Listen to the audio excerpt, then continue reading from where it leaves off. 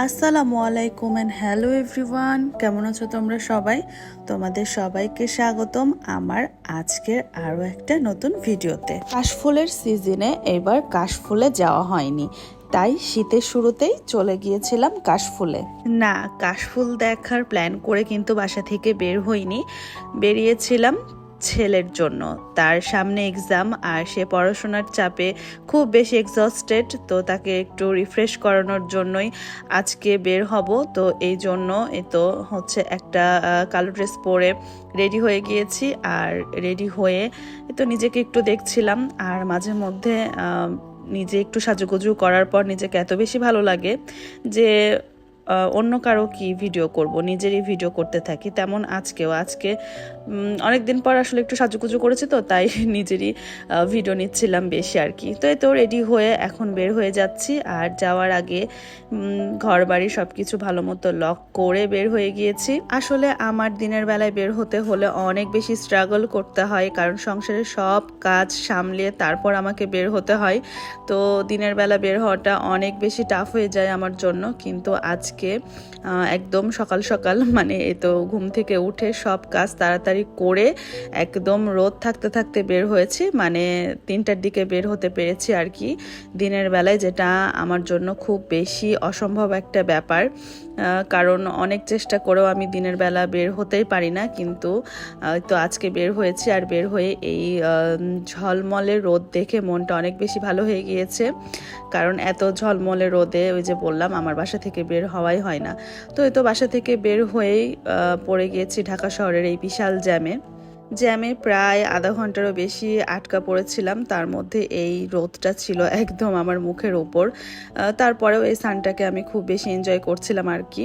তো এদিকে মা ছেলে জ্যামে বসে থেকে একটু কথাবার্তা বলছিলাম আর কি। মানে সে হচ্ছে পড়তে পড়তে একদম তার নাকি নাজেহাল অবস্থায়, এই জন্য তাকে বাসা থেকে বের করেছিলাম। তো বাসা থেকে বের হতে পেরে সে খুব বেশি খুশি। তো আমাদের বাসা থেকে প্রায় আজকে অনেক দূরে এসেছি, আর এখানে আসার আরও একটা কারণ ছিল। তো যাই হোক, একসাথে 2টা কাজ হয়ে গিয়েছিল, ঘুরতেও আসা হলো আর কাজটাও করা হলো।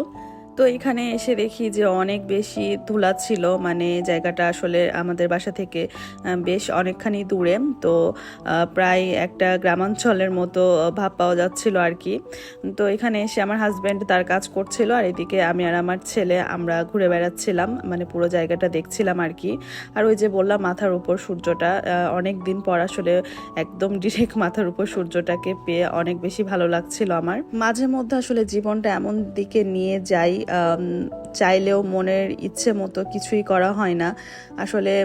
সংসার যাকে বলে, সংসার করতে করতে মানে সাংসারিক সব কাজকর্ম করতে করতে সময় এমনভাবে পার হয়ে যায় যে নিজের জন্য আসলে বা বেড়ানোর জন্য তেমন কোনো সময়ই পাওয়া যায় না। তো যাই হোক, আজকে অনেক দিন পর দিনের বেলায় বের হতে পেরে আসলে অনেক বেশি ভালো লাগছিল, ছেলেরও সাথে আমারও।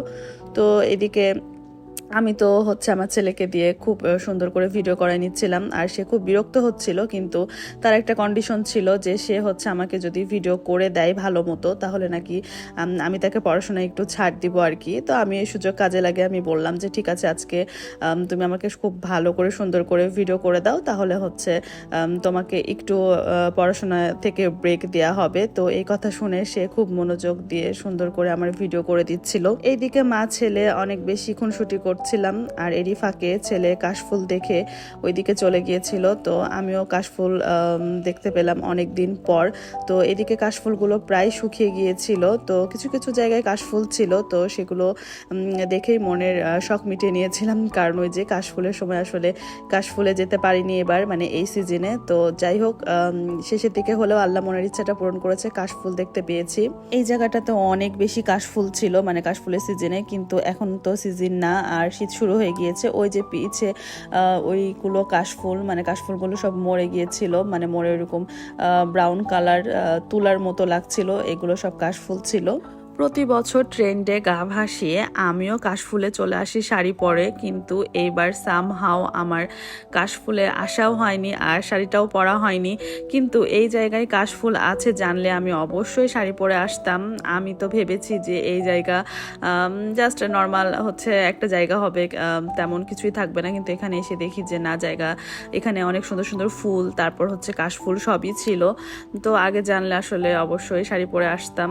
তো যাই হোক, এখন যেভাবে এসেছি এটাও খারাপ না। তো এই সময়ও হচ্ছে সানসেট হচ্ছিল আর এই সময়টা এত বেশি ভালো লাগছিল, চারিদিকে এইরকম গোধূলি আভায় ভরে গিয়েছিল। সানসেটের এই সময়টাতে অনেক বেশি সুন্দর লাগে আশেপাশে প্রাকৃতিক দৃশ্য দেখতে। এই সময় আকাশটা একটা অন্যরকম রূপ ধারণ করে, মানে একটা অন্যরকম সুন্দর কালারিং একটা দৃশ্য দেখা যায় চারিদিকে।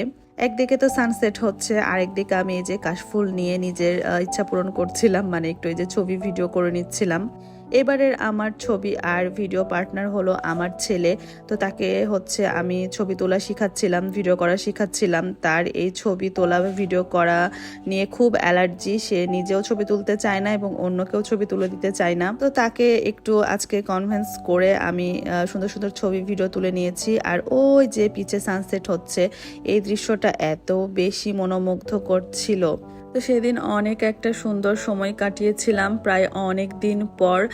আর প্রাকৃতিক দৃশ্য আমার বরাবরই অনেক বেশি পছন্দ। যেহেতু এখন শীতের দিন, মানে শীতকাল যেহেতু ঢাকায় পড়েনি, কিন্তু যেহেতু নভেম্বর মাস আর দিনটা অনেক বেশি ছোট, তো কিভাবে চোখের নিমিষেই যে সূর্য ডুবে গেল, মানে অন্ধকার হয়ে গেল, টেরই পেলাম না। মানে এখন এখান থেকে চলে যেতে হবে। আর ওই যে সূর্য কিন্তু ডুবছে, এরই মাঝে আমরা এখন চলে যাচ্ছি, কারণ এখানে আমাদের টাইম শেষ আর আমরা যে কাজে এসেছিলাম সে কাজটাও হয়ে গিয়েছে। তো সেদিন আমরা যেহেতু অনেক আর্লি বাসা থেকে বের হয়েছিলাম, তাই দুপুরে লাঞ্চ করা হয়নি, এই জন্য এখান থেকে চলে গিয়েছিলাম সুলতান ডাইনসে। তো অনেকদিন পর সুলতান ডাইনে এসে বিরিয়ানি অর্ডার করেছিলাম, আর বিরিয়ানিটা খেতে আমার কাছে খুব একটা ভালো লাগেনি, কারণ যেমন এক্সপেকটেশন নিয়ে এসেছিলাম তেমনটা পাইনি। আর সুলতান ডাইনসের টেস্ট আসলে আগের মতো আর নেই। সুলতান ডাইনে খাওয়া দাওয়া শেষ করে এখন চলে যাব বাসায়, সাথে আমার ভিডিওটাও এখানে শেষ করে দিচ্ছি। সবাই ভালো থেকো, সুস্থ থেকো, দেখা যাবে আমার নেক্সট কোনো ভিডিওতে। টিল দেন আল্লাহ হাফেজ, টাটা।